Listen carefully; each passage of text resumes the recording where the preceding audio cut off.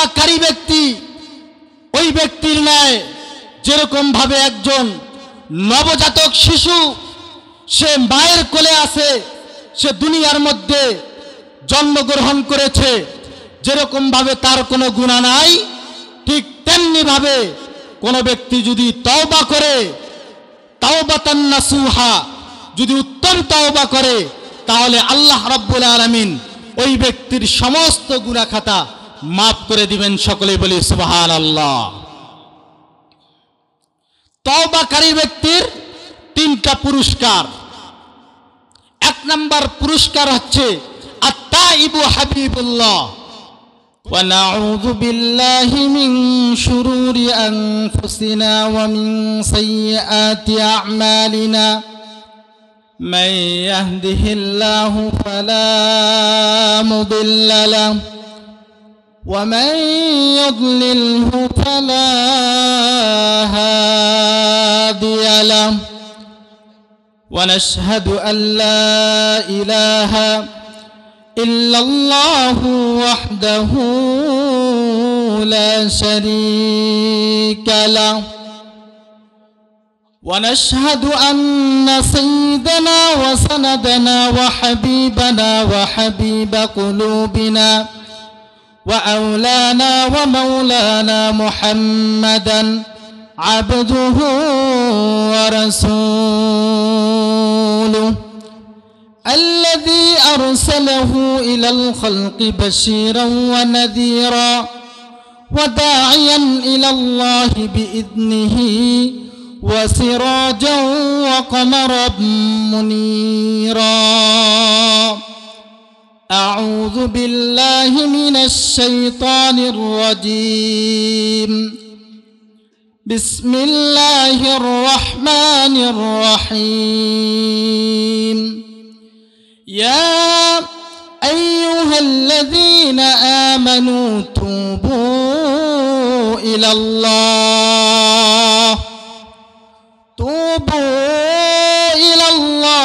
توبة نصوحا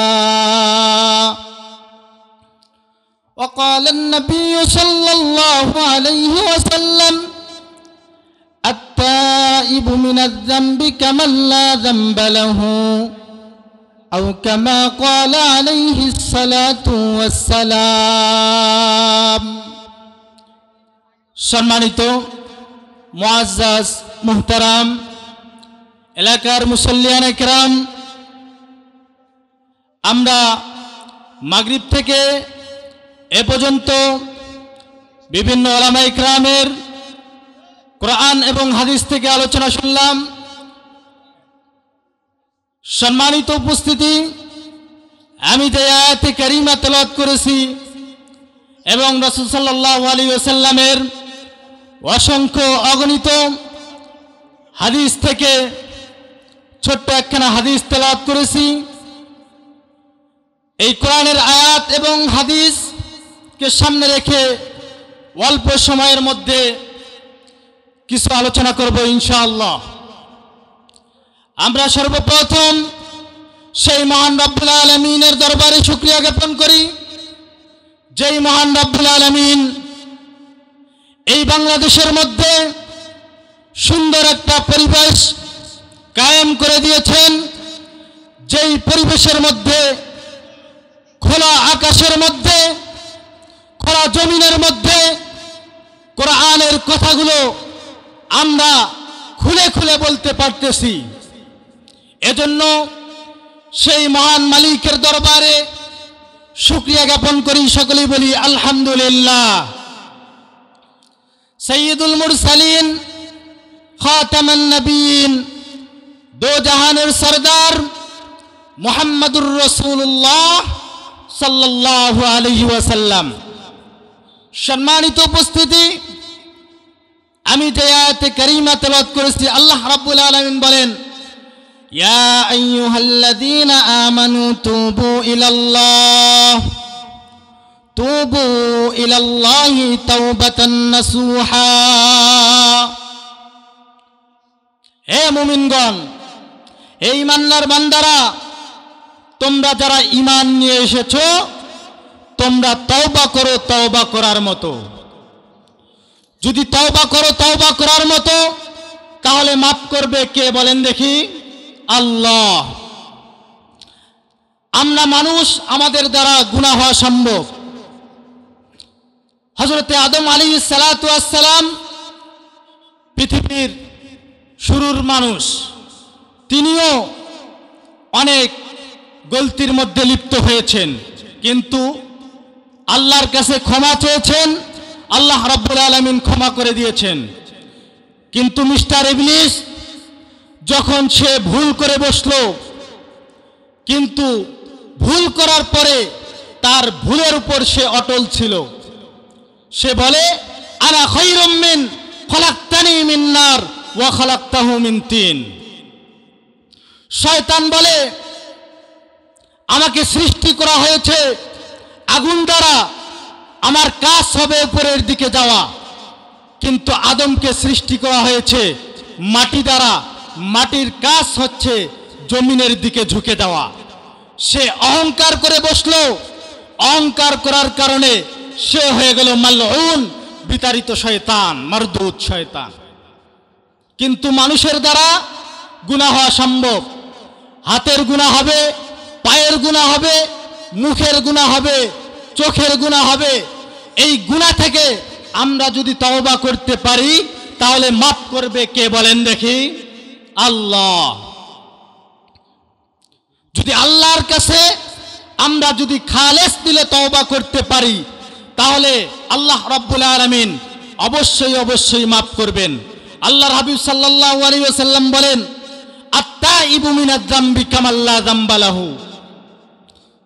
তওবাকারী ব্যক্তি ওই ব্যক্তির ন্যায় যেরকম ভাবে একজন নবজাতক শিশু, সে মায়ের কোলে আছে, সে দুনিয়ার মধ্যে জন্মগ্রহণ করেছে, যেরকম ভাবে তার কোনো গুনাহ নাই, ঠিক তেমনি ভাবে কোনো ব্যক্তি যদি তওবা করে, তাওবাতান নাসুহা, যদি উত্তম তওবা করে, তাহলে আল্লাহ রাব্বুল আলামিন ওই ব্যক্তির সমস্ত গুনাহ খাতা মাফ করে দিবেন। সকলেই বলি সুবহানাল্লাহ। তওবাকারী ব্যক্তির তিনটা পুরস্কার।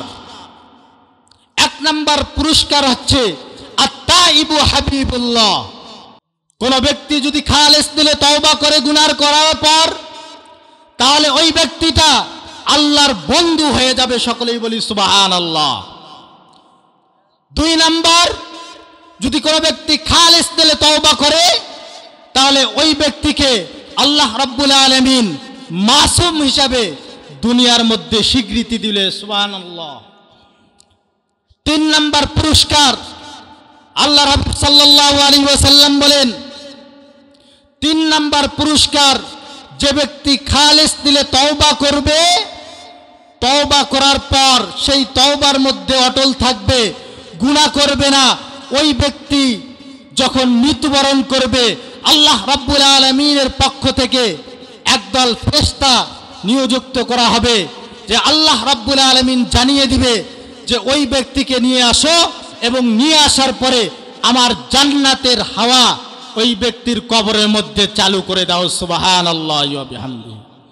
তাহলে বোঝা গেল, সম্মানিত উপস্থিতি, তাহলে বোঝা গেল যে আমরা যদি খালেস দিলে তওবা করি, তাহলে আল্লাহ রাব্বুল আলামিন আমাদেরকে মাফ করবেন, করবেনই, অবশ্যই অবশ্যই করবেন।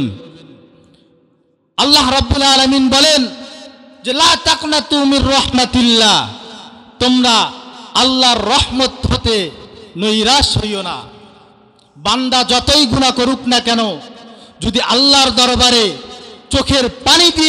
চোখের পানি ছেড়ে দিয়ে আল্লাহ রাব্বুল আলামিনের কাছে রোনাজারি করে, কান্দাকাটি করে, তাহলে আল্লাহ রাব্বুল আলামিন অবশ্যই ওই ব্যক্তিকে মাফ করে দিবেন।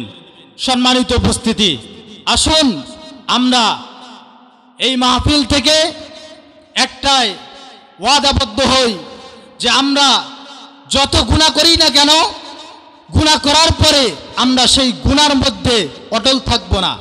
আমরা গুনাহ করার পরে আল্লাহ রাব্বুল আলামিনের দরবারে তওবা করব। যদি খালেস দিলে তওবা করতে পারি, আল্লাহ রাব্বুল আলামিন আমাদেরকে মাফ করে দিবেন।